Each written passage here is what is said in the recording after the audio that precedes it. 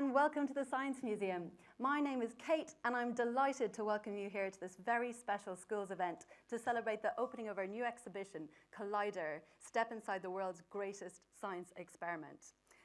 This exhibition takes you on a journey inside the greatest and largest science experiment ever built.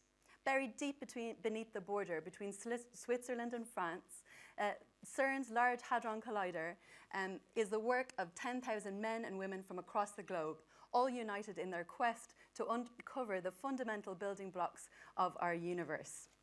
One of those physicists dedicating their lives to discovery is Professor Peter Higgs. Professor Higgs is now well known for the Higgs Boson and also his prediction which led to the Nobel Prize award in October 2013. In a couple of minutes, we're going to be taking some questions from students and learning more about the Higgs boson and the work that led up to its discovery. But for now, what is the Higgs boson? Let's have a look at this video and find out.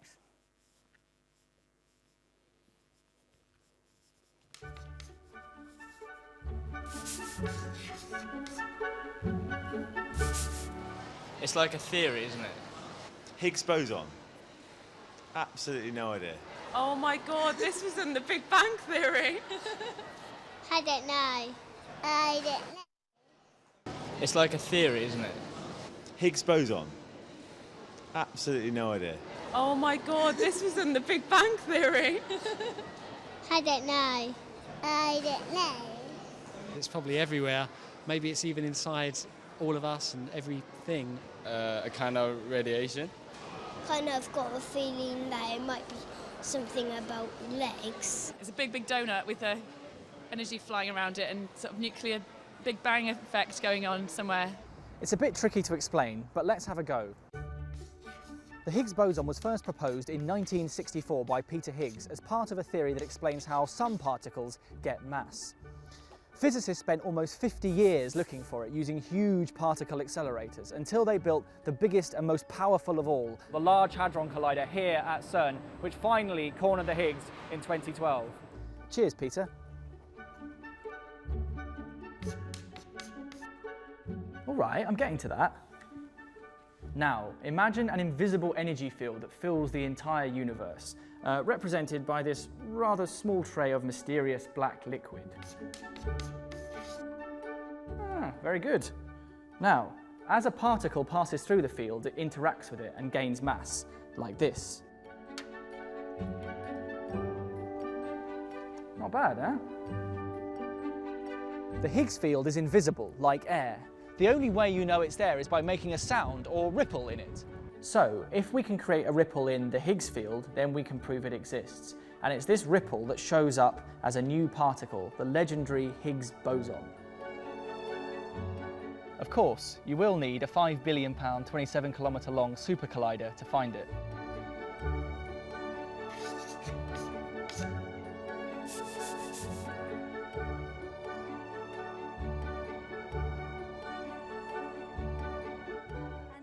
Please put your hands together to welcome our very special guest, Professor Peter Higgs.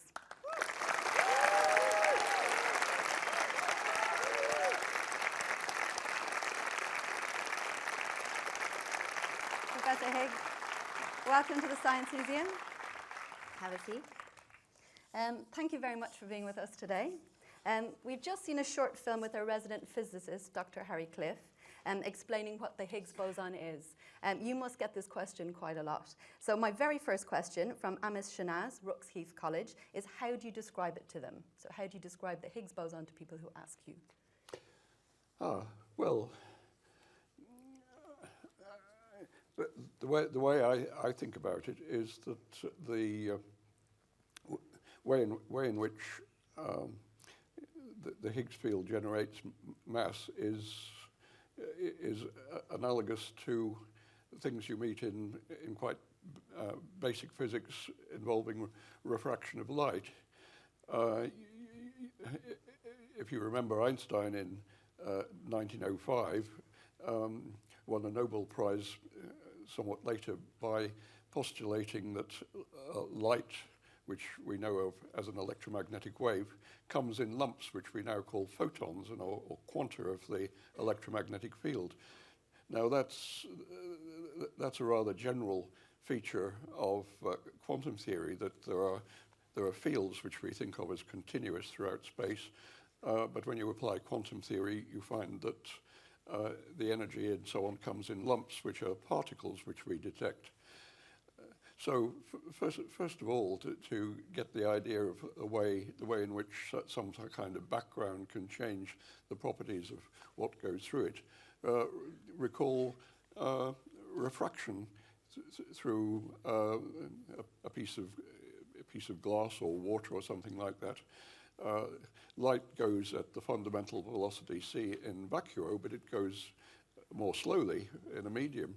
And so if you apply Einstein's ideas about particles being the lumps of energy of this, then what goes through a piece of glass or a piece of or some water would be particles which go more slowly than the velocity fundamental c. Now, when you ask what they are, they're not really just electromagnetic anymore. They're lumps of energy of something which is a combination of the electromagnetic field and the reaction of the medium. And those are what go more slowly than light normally does.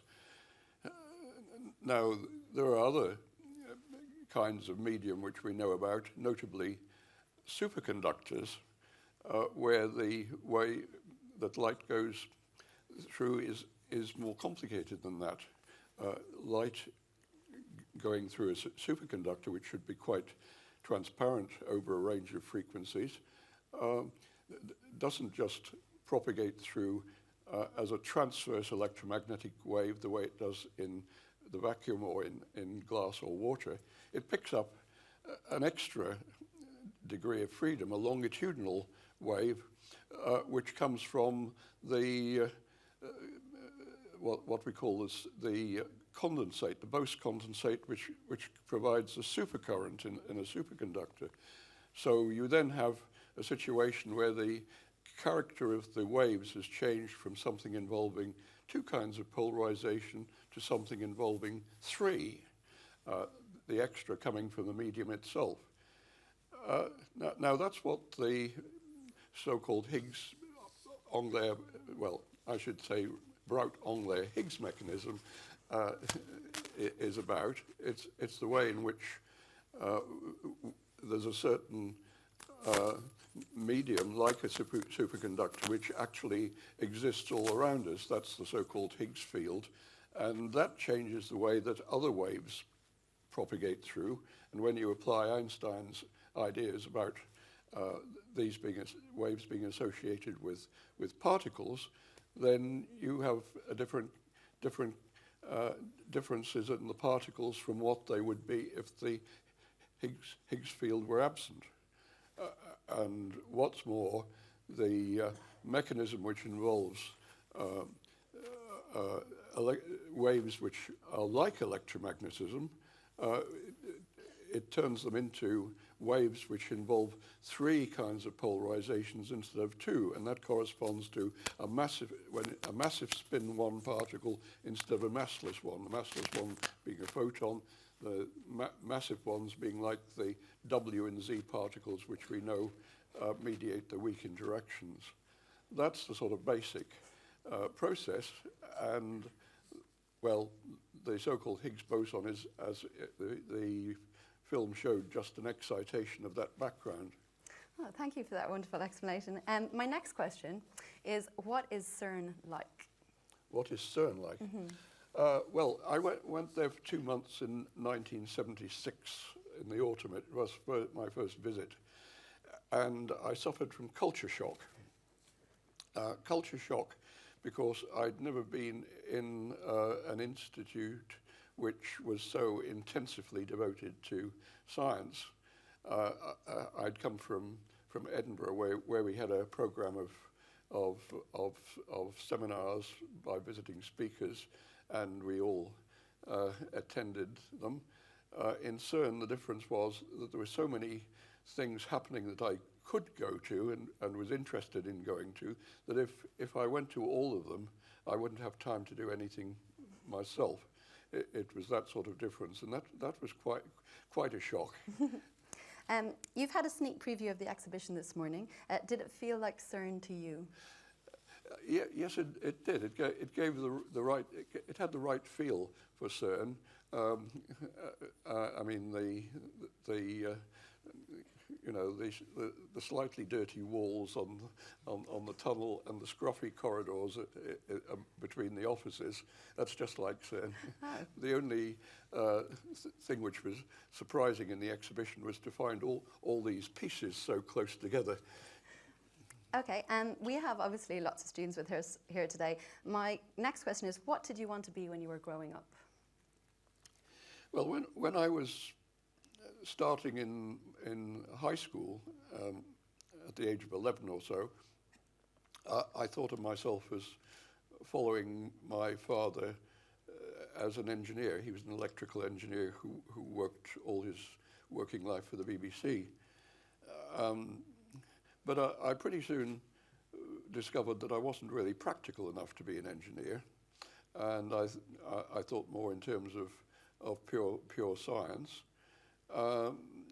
My interests in my school days were I think, I found chemistry more interesting than physics. Physics was rather dull. I never got a prize for physics at school, and I did get prizes for mathematics and chemistry. So the beginning of my interest in sort of fundamental physics came with a fascination with the structure of matter at the level of chemistry, molecules and so on, and then began to go deeper as I learnt that there was a deeper level. The way in which I encountered the deeper level was probably through my being at the same school that 25 years earlier, Paul Dirac, one of the founders of quantum mechanics, had been a pupil, and I was curious about what he had done. Why did he got his name all over the school honours board? And so I began to learn that there was a deeper level of structure, and that there was something called quantum theory. And I began to realize that not only was I not going to be an engineer, I was not going to be an experimental physicist because I was hopeless in the lab. So I became a theoretical physicist. Well, we have our first question from Peter here. Peter has a first question, speaking of engineering. Hi, I'm Peter from Claremont Fancourt School, and my question is, I've already decided I want to be an engineer in the future. When did you decide that you really wanted to be a physicist, and what factors led to your decision?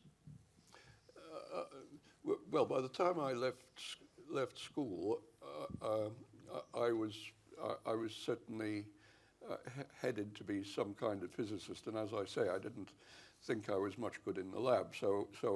But I was rather good at the mathematics, so it was natural to think in terms of working in theory. Before I went to university, that was King's College London, I rather dithered between doing mathematics or physics. I mean, in those days, certainly the courses were rather specialized, so you went one way or the other. And I decided to go for physics because I thought if I did physics, I would pick up the necessary mathematics anyway. On the other hand, if I went for mathematics, I would never learn enough about physics by myself to become a theoretical physicist. So I chose physics.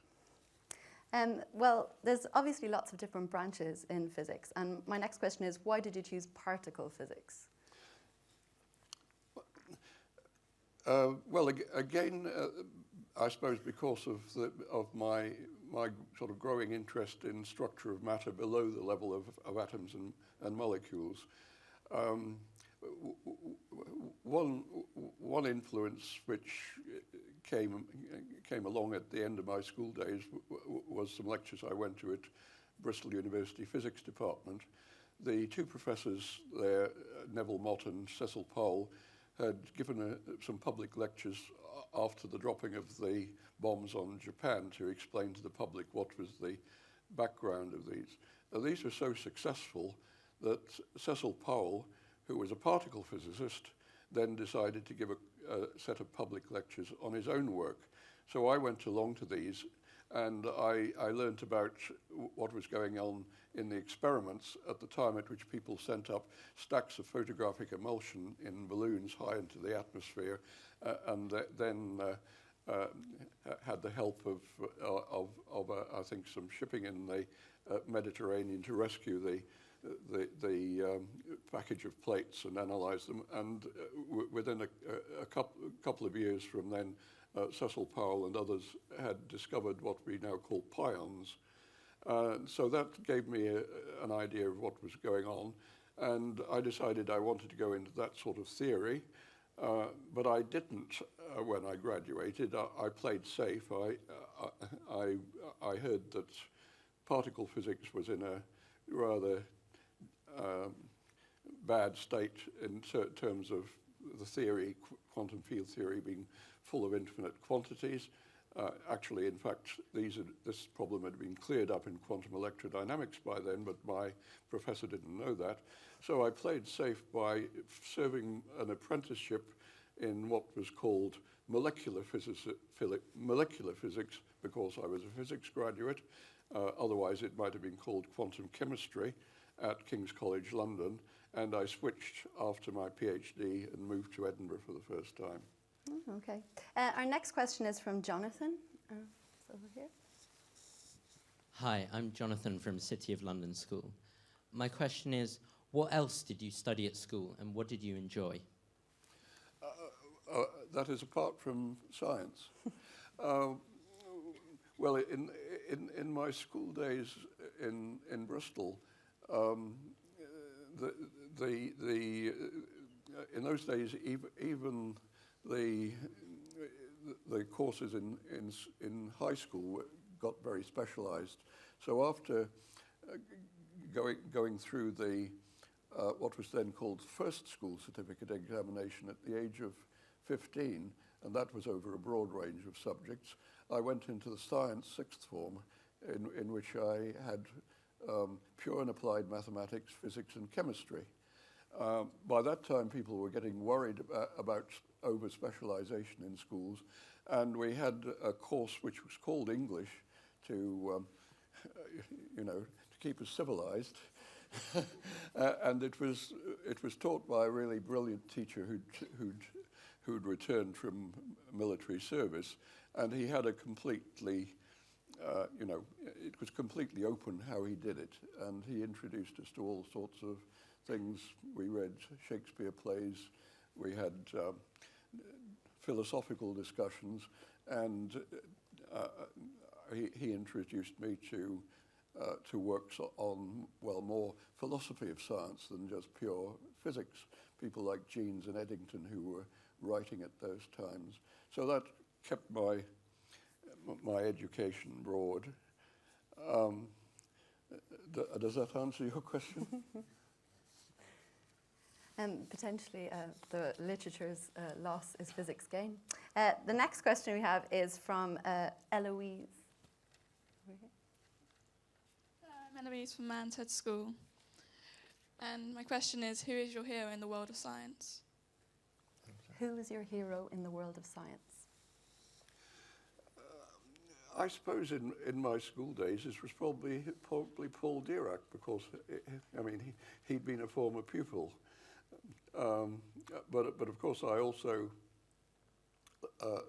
learnt a lot about previous people, particularly in theoretical physics, like Einstein, who was one of Paul Dirac's heroes, and also James Clerk Maxwell before him.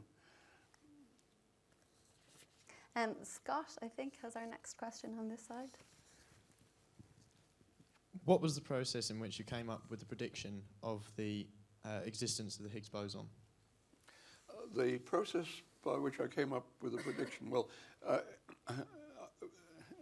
I think as I explain it, it will become clear. At the beginning, it wasn't exactly a prediction, because it wasn't even exactly a fully blown theory at the time. I get a lot of attention for this piece of work, but it has to be remembered that, first of all, there were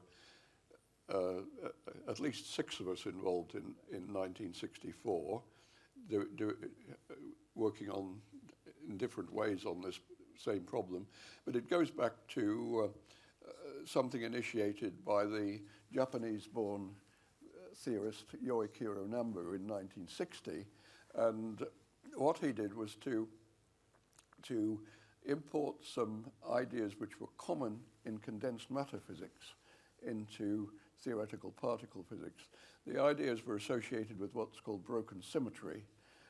It's very familiar for condensed matter systems that when you have physical laws which have some symmetry, like symmetry under rotations in space, but there are certain condensed matter systems which appear to break that symmetry, like ferromagnets, which have a spontaneous magnetization which is oriented in a particular direction, so that within that ferromagnet, it seems as if the rotational symmetry is broken. But the theory of that kind of thing goes back to Heisenberg in 1928, and it comes about as a result of the what we call the ground state of the system being asymmetric for some reason. That it's the ground state is not symmetric under rotations. When the ground state is not symmetric, that, as it were, infects all the excitations of the system. Now, when you apply that in particle physics, you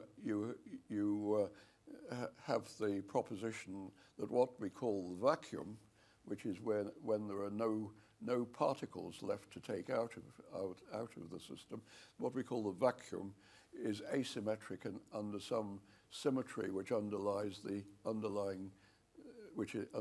dynamics of the system. Now, that was a strange idea to particle theorists at the time, and it didn't really catch on very quickly. In fact, particle physicists tended to think that condensed matter was just another world, nothing to do with them. So Nambu started this program, and he was actually concerned with breaking what we now call flavor symmetries, which are the symmetries associated with the strong interactions in particles, differences between proton and neutron, for example. And he wrote down some theoretical models which had some successes.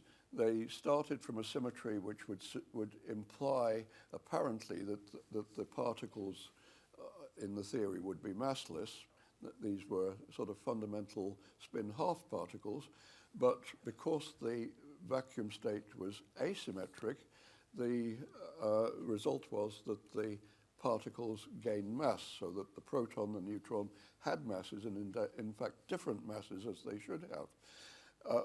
But there was a drawback. He predicted what looked like the pions, the things which Cecil Powell discovered, to be massless. And then a theorem developed, started by Jeffrey Goldstone, saying that this must be so if you have what particle physicists called spontaneous breaking of the symmetry. That's this asymmetric ground state. This must result in some massless particles.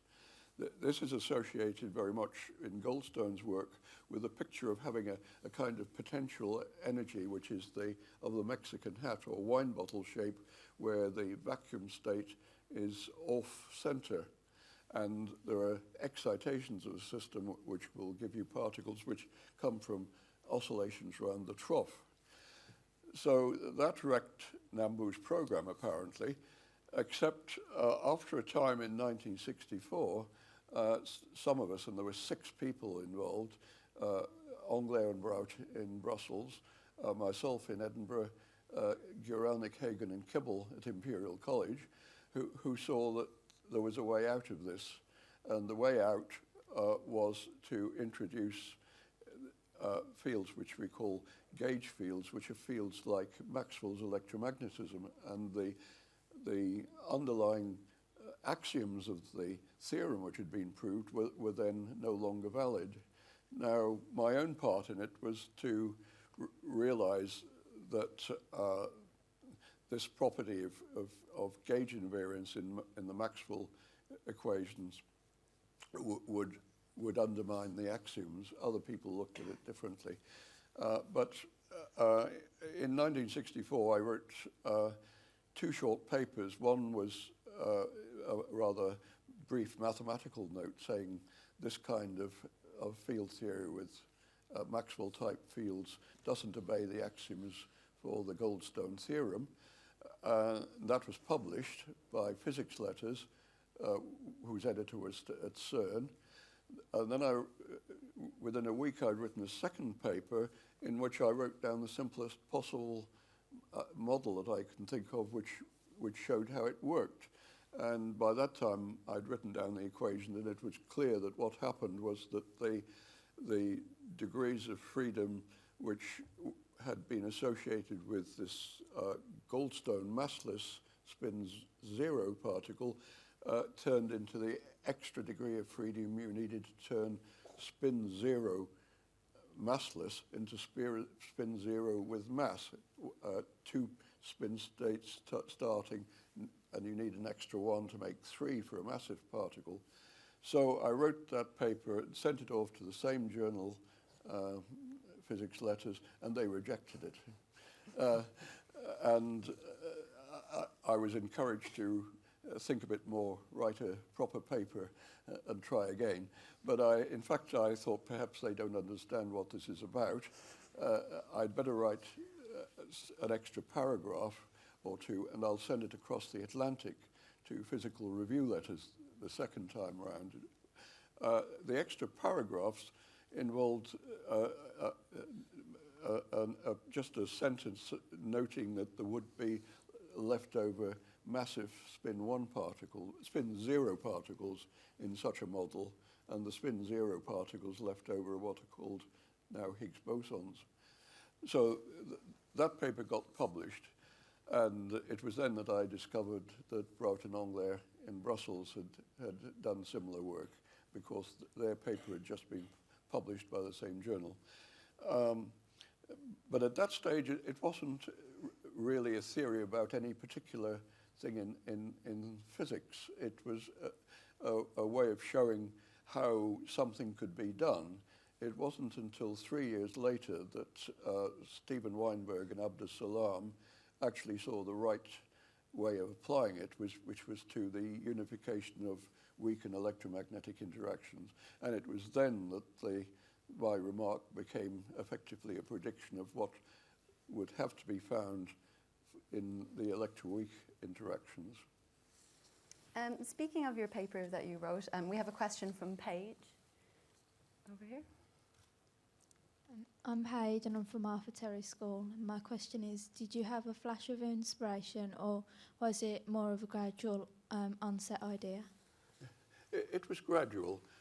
I mean, the sort of timing was that I read it on, well, I mean, I know the dates essentially from my diary and other evidence. On the 16th of July, 1964, I read a paper by someone who seemed to have really closed the door on any possible evasion of this theorem, which applied in relativistic quantum field theory. And I was very upset about that, because it seemed to finally kill the program initiated by Nambu, killed it stone dead. The author was Walter Gilbert, who was moving from theoretical physics into molecular biology, and later got a Nobel Prize for chemistry for his work. And over the weekend, I began to have doubts about whether what he said was strictly right. He had said that there couldn't be extra terms in a certain equation because they would violate relativity, essentially. And then I began to remember that I'd seen terms something like that somewhere else, particularly in the papers of Julian Schwinger, who was one of the people who shared a Nobel Prize in 1965 for their work in quantum electrodynamics.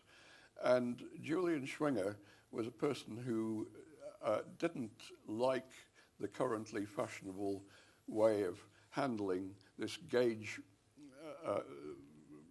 problem in electrodynamics. In quantum theory, it results in an ambiguity in how you set up the theory, and you have to fix that gauge. You have to determine how you formulate the theory. It was fashionable to do it in an obviously relativistic invariant way. Julian Schwinger didn't like that way. It didn't totally fix the system, and he did it in a way which apparently violated relativity theory. But all it did was to lead to terms in certain equations which looked as if relativity was being violated, but when we worked out the physics, it was just as it should be, compatible with relativity.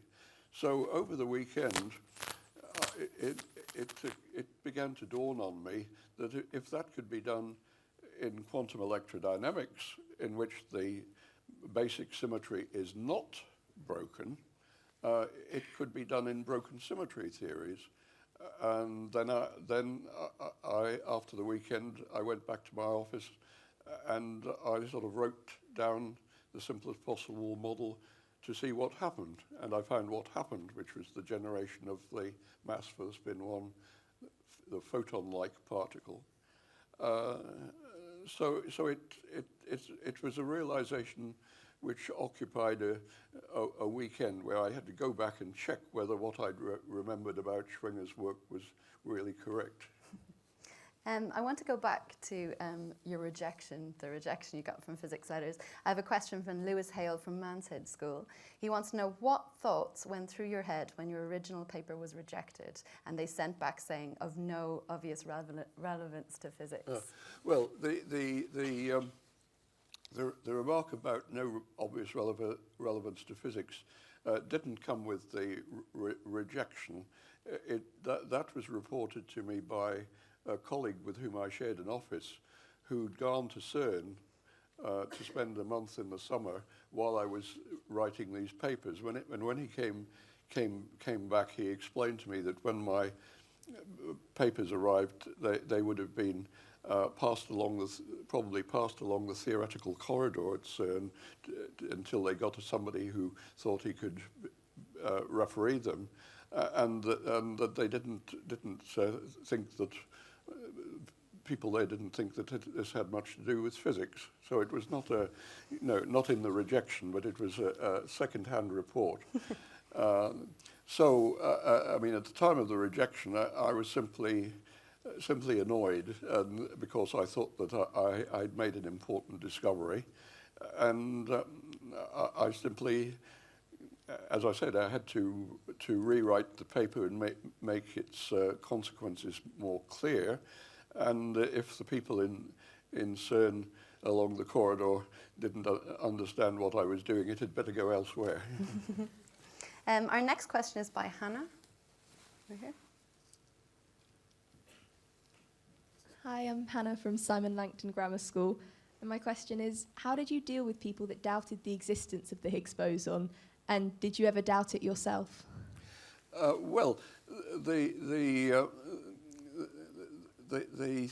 theory as formulated contains this extra particle, and it isn't anything very new in terms of theories involving spontaneous symmetry breaking.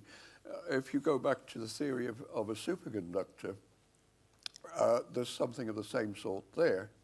And it was pointed out to me by Nambu, the man who started all this theory off in 1960, when I met him in 1984, that 4 years earlier, the corresponding particle, well, not the particle, but the classical wave, classical excitation corresponding to this kind of thing in a certain superconductor had actually been detected by somebody at what was then Bell Labs in New Jersey in the Raman spectrum of a superconductor. So it had been, its existence was known to the condensed matter theorists like Philip Anderson, who wrote on this kind of thing, and it had actually been measured for one system as a not a particle, but a classical wave. I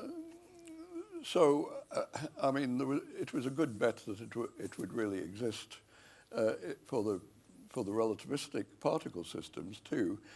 But later it became clear that if you tried to remove it from the theory, then the theory became nonsense. I mean, as a theoretician, you can, on paper, write something which doesn't contain it, but then what you have to do is simply, as it were, decree that the background field breaks the symmetry. But then this was something which was verified some years later by Chris Llewellyn-Smith, who was later a Director General of Cern. He wrote a paper which showed that if you don't have the so-called Higgs boson in the theory, then some of the scattering processes for the particles, particularly involving the longitudinal polarizations of the spin 1 particles scattering off each other, will have a very bad behavior at high energy, and this will wreck the consistency of the theory at higher orders in powers of Planck's constant. So by 1972, which is when Chris wrote his paper, it was clear that you couldn't do without this particle. And then it became something, well, if you didn't believe in it, you had, somebody else had to show why you could do without it. And it was hard to doubt that it would eventually be found. We're going to take a question from Sharon now. Hello, I'm Sharon from Herts and Essex High School, and my question was, how does it feel knowing that there was £10 billion worth of equipment looking for the Higgs boson because you came up with the idea? So, how do you feel that knowing that there's £10 billion worth of equipment looking for the Higgs boson because of your idea? It isn't quite as simple as that. I mean, the Higgs boson discovery became very much on the agenda for the LHC when people were first thinking about it around 1980. It's as long ago as that. And Chris Llewellyn-Smith, who'd written this paper showing that it was really needed to keep the theory in good health, as it were, was one of the people who was involved in the discussions at Cern about the collider. But the collider wasn't built just for that. It was rather that the collider, which would be capable of doing so many other things as well, should, with reasonable luck, have the energy and luminosity to make the discovery of this particle fairly early on, which is what happened. Our next question is from Adam. On this side. Hi, I'm Adan from Camden School. I wanted to ask, what is the link between the mass given to particles by the Higgs field and the bending of space-time that massive objects cause? I didn't quite hear. What is the link between the mass given to particles by the Higgs field and the bending of space-time that massive objects cause? Well, there really isn't any obvious link. I mean,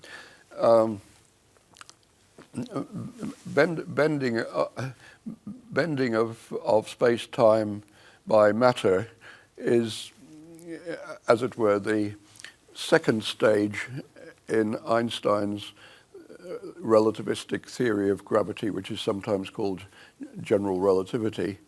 I mean, there are really two parts of that. One is recognizing that a relativistic relativistic description of gravitation involves the so-called metric of space-time and the possibility that it's not actually flat space-time.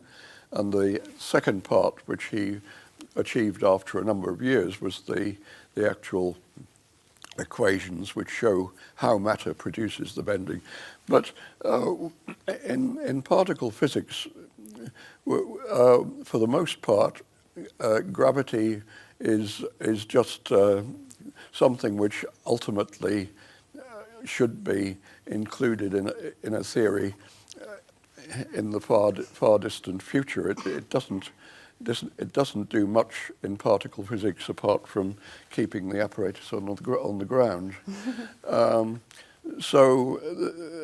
mean, this business of mass generation is just within the context of special relativity, Lorentz invariant quantum field theory, with gravity not being involved. We're going to go straight over to Krish, who has a question over here. Hi, from Krish from Harrow High School. What is the difference between a Higgs field and a gravitational force field? What is the difference between a Higgs field and a gravitational force field? A lot. I mean,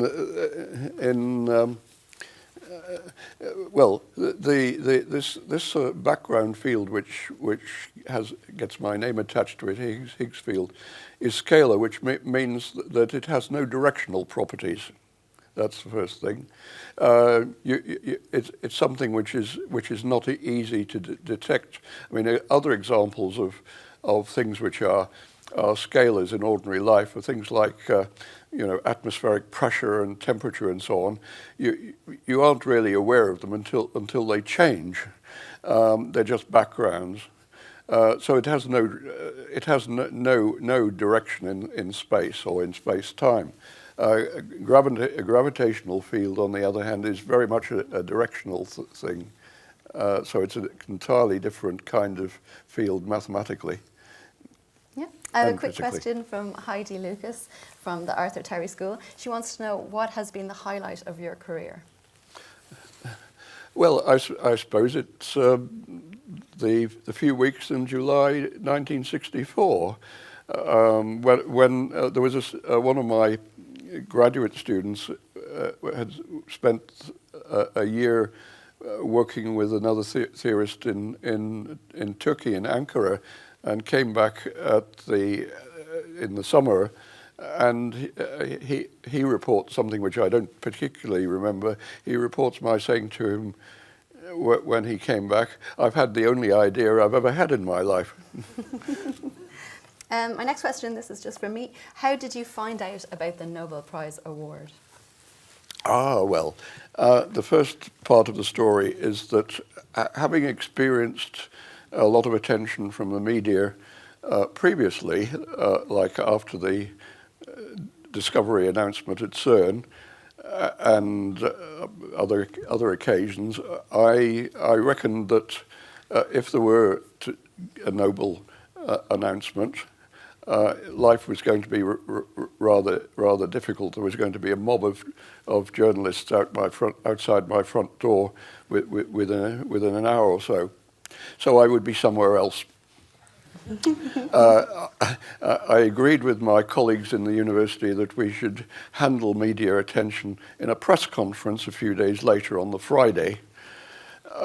My original plan was to disappear somewhere in the Northwest Highlands, but for various reasons I gave up that idea as not very practical, and I stayed in Edinburgh. But at about 11 o'clock on the Tuesday morning, I went out to do some things I needed to do nearby, and then went down to the port area of Edinburgh called Leith for lunch.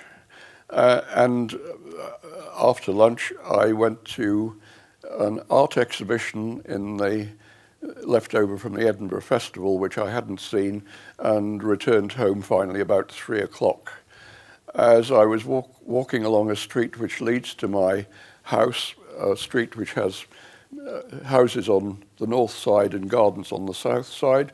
A car drew up across the street by the gardens, and a lady of about 70-ish got out, came across the road, and with a very excited way said, "Congratulations, my daughter has just phoned from London to tell me the news." And I said, "What news?"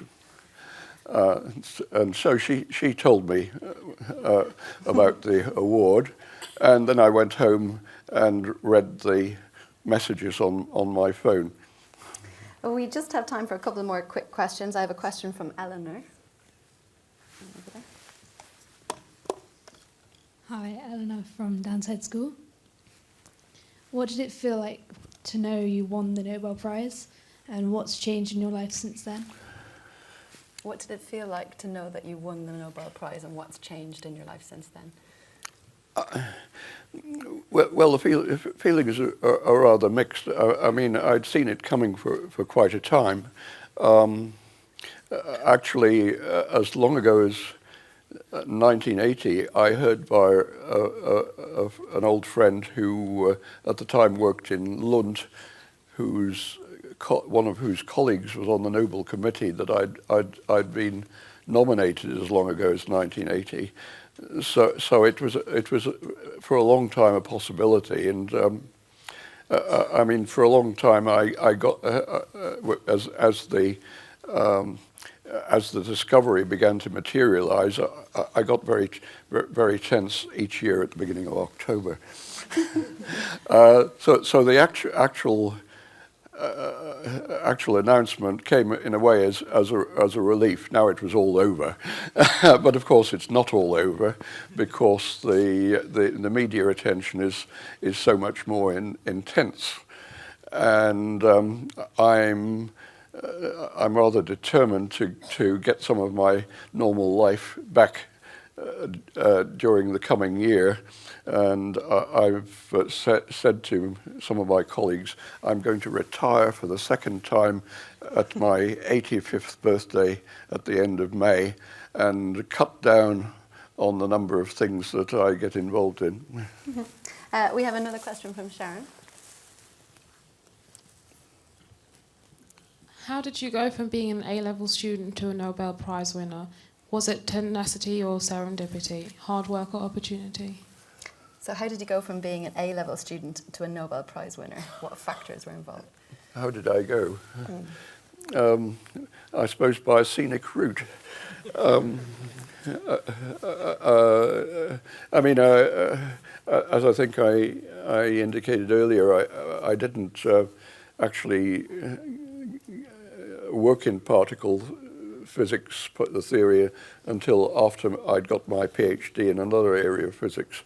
I think that was in fact a useful preparation for what I did later, because although it meant that not having done a PhD in particle physics, I hadn't acquired a number of the sort of technical skills which people with PhDs in the area did, using calculating with Feynman diagrams and so on. I didn't inherit the prejudices of the time. I was more open to influences from other parts of physics, and as I say,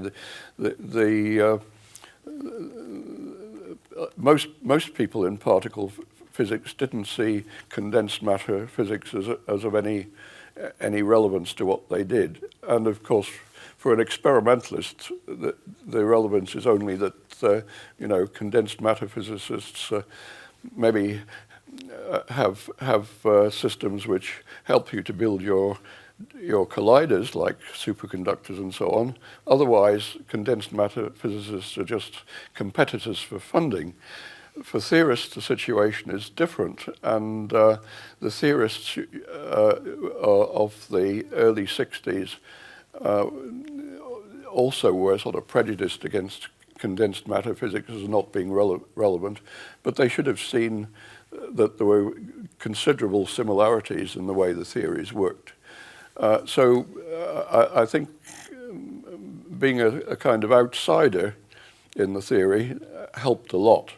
But along the way, it meant there were long periods when I really didn't do much. And at the time that I moved to Edinburgh in 1960 to be a lecturer, and in the following year learnt about Nambu's work, previously I'd really rather lost my way.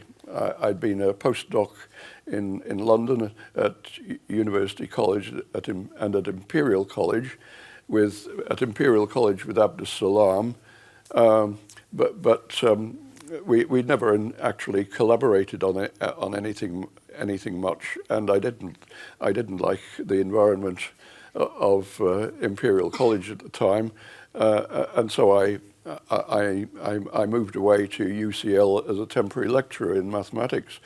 And at the time, my interests had broadened to include going to King's College London, where there was a group interested in general relativity and cosmology under Hermann Bondi, and I'd sort of broadened my scientific background in that direction too. That was helpful too, because gravity, the Einstein theory, general relativity, is in a way a kind of gauge theory like electromagnetism and all these theories which we now have in particle physics. So that sort of scenic route was very helpful as preparation for what I did in the 60s. We have a question from Scott. How does it feel to be a well-known scientist like Newton and Einstein?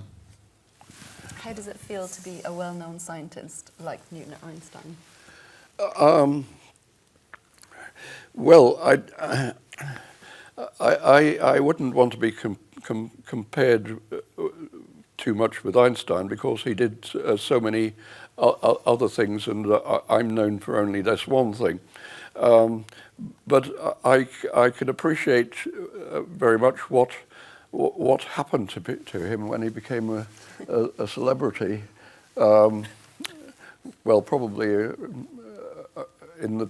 certainly in the 20s after he got his Nobel Prize. I mean, that's a sort of previous case of a lot of media attention. One of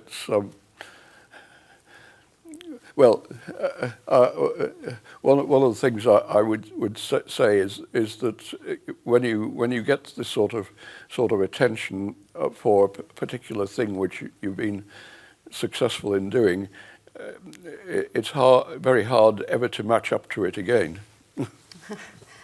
We have another question, and this is from Peter over here. Hi. Do you think the discovery of the Higgs boson is a good or bad thing for physics? Is the discovery of the Higgs boson a good or bad thing for physics? Do you expect me to say it's a bad thing? Well, it has two aspects. I mean, it's of course a very, very satisfactory tidying up of an existing theory, but by an experimental discovery and verification that the basis of the theory was sound. But it has more to it than that, because well, not because of what any of us did in 1964, but because of later theoretical developments which you would still probably classify as speculative, because the idea of symmetries in particle physics has now been extended in various ways, and there are extended kinds of symmetry called supersymmetry, which predict the existence of supersymmetric partners of what we already know at higher masses, which we hope the LHC will begin to discover when it's switched on again. And the discovery at Cern at the moment doesn't give any hints of that, but it could be as the accuracy of the measurements improves as the error bars shrink, that that the particle which has been found will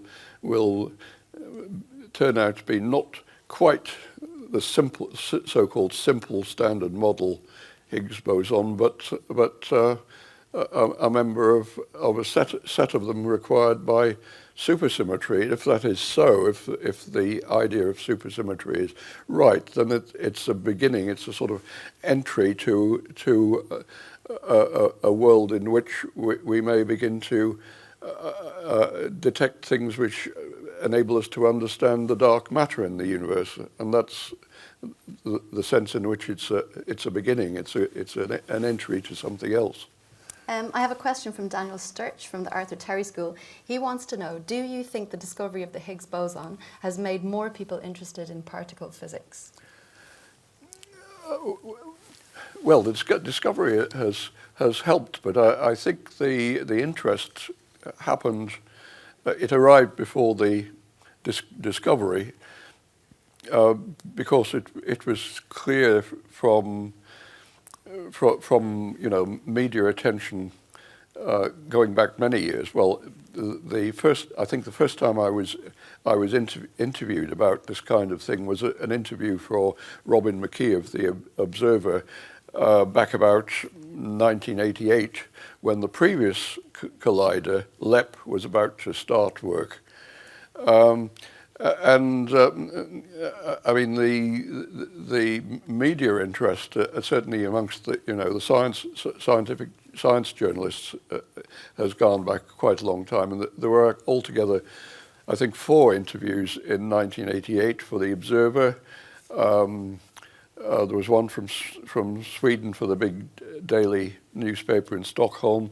There was one for Libération in Paris, and there was one for a team of a journalist plus photographer from the United States who were making a film about Cern at the time. That had already started in 1988, long before there was a prospect of a discovery. And I think that was, as it were, the seed of well, the first media attention, then public attention, and I think the way in which Cern has handled the publicity about what the LHC would do has helped to create the public interest more. Sometimes I think it's worried me that they haven't said enough about what else the LHC would do, but it's been growing over quite a number. Well, 1988, that's a quarter of a century ago, isn't it? I think, yes. So it's been building up for a long time. Our next question is from Hannah. Over there. Popular media has named the Higgs boson the God particle, but do you agree with this name?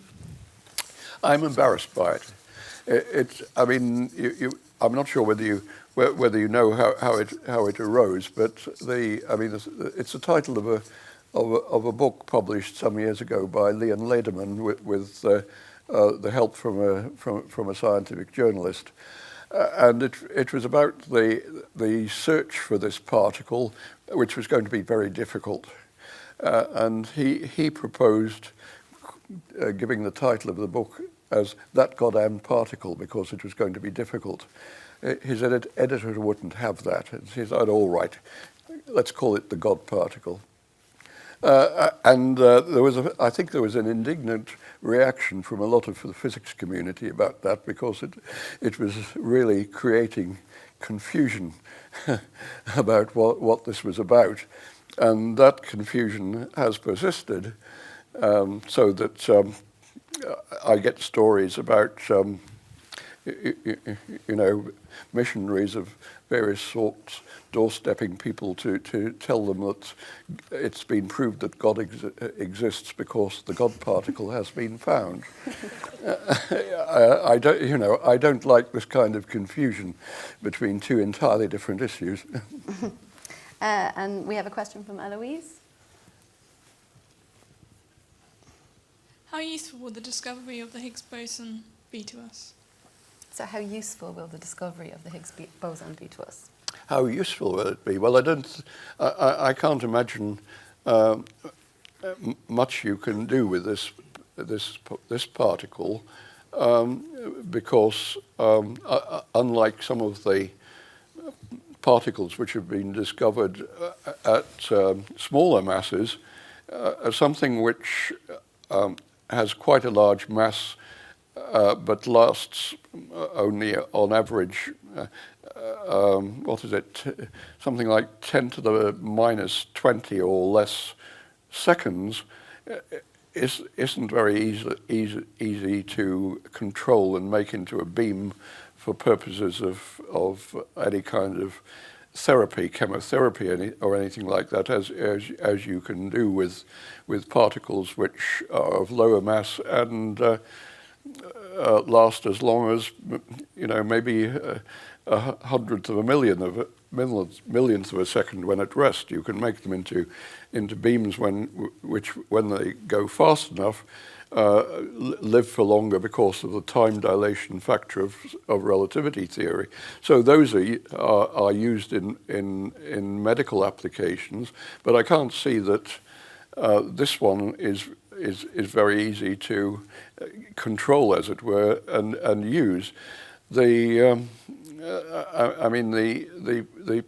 practical applications are not so much of the particles which are now being discovered as of the techniques which have to be developed in order to find them.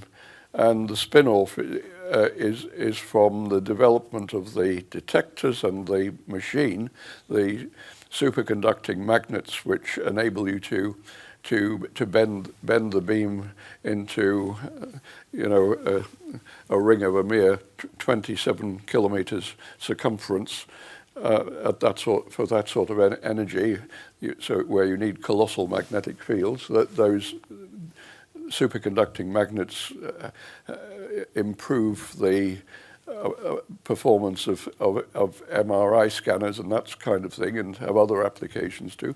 And of course, the most obvious application of the development at CERN has been application of computer systems. First of all, the World Wide Web, and more recently, grid computing. Grid computing is what's used to send the data around computers all around the world and help speed up the analysis. Now, things of that sort find application in the wider world, but not so much the actual particles which are discovered anymore. It's hard really to see what they will do. Speaking of being useful, Jonathan has a question about useful output. It's just over here. Thanks. Should all scientific work be justified on the basis of its useful output, or instead on knowledge for its own sake? Well, the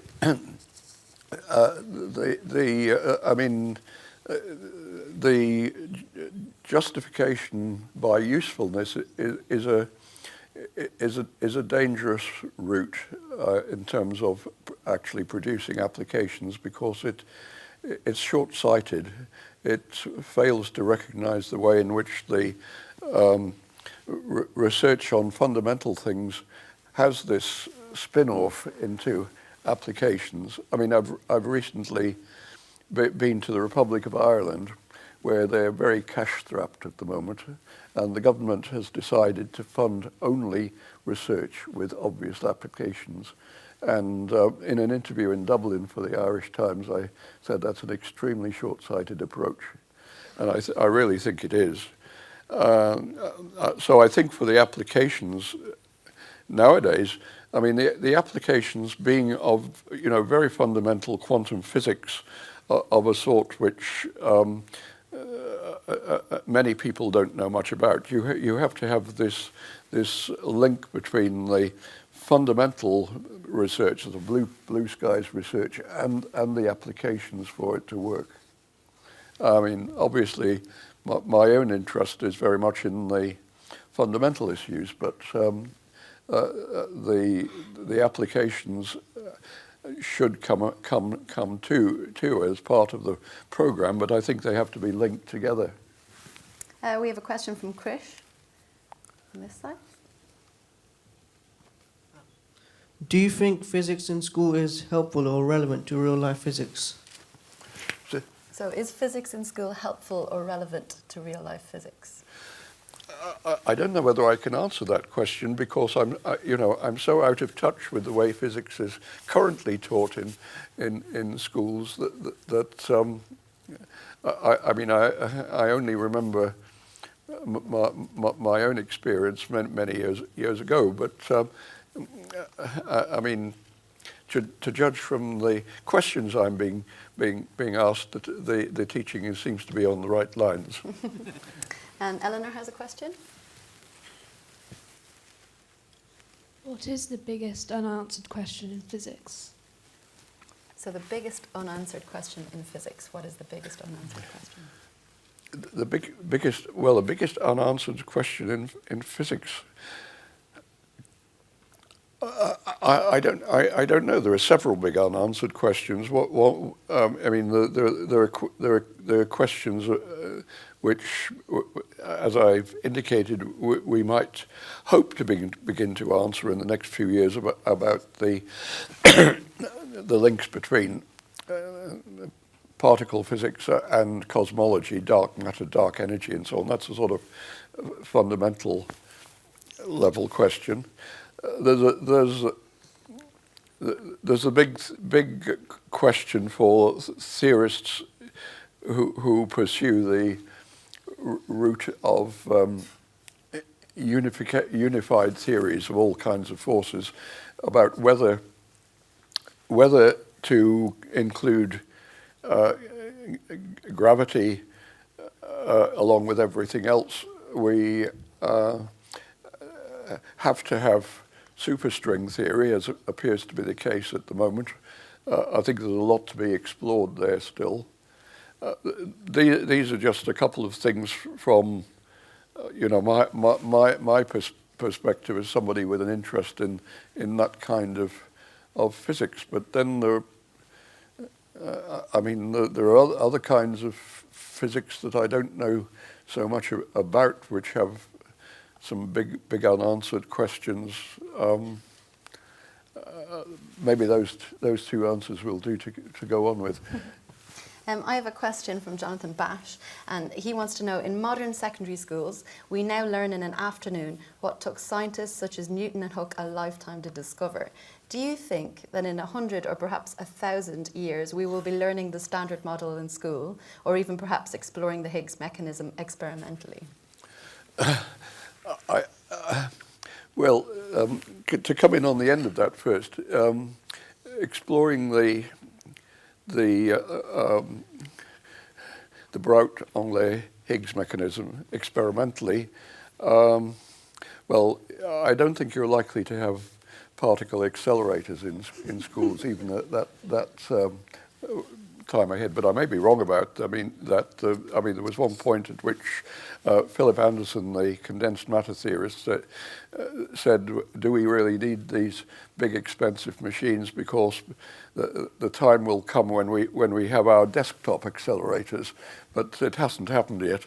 I think the sort of exploration that you might have in schools might involve exploring the corresponding phenomena in superconductors and that sort of thing, but that still involves a fair amount of machinery, not on the scale of Cern, but it involves rather expensive cryogenic equipment to get the temperature down for a start, and it would be quite expensive for a school to have.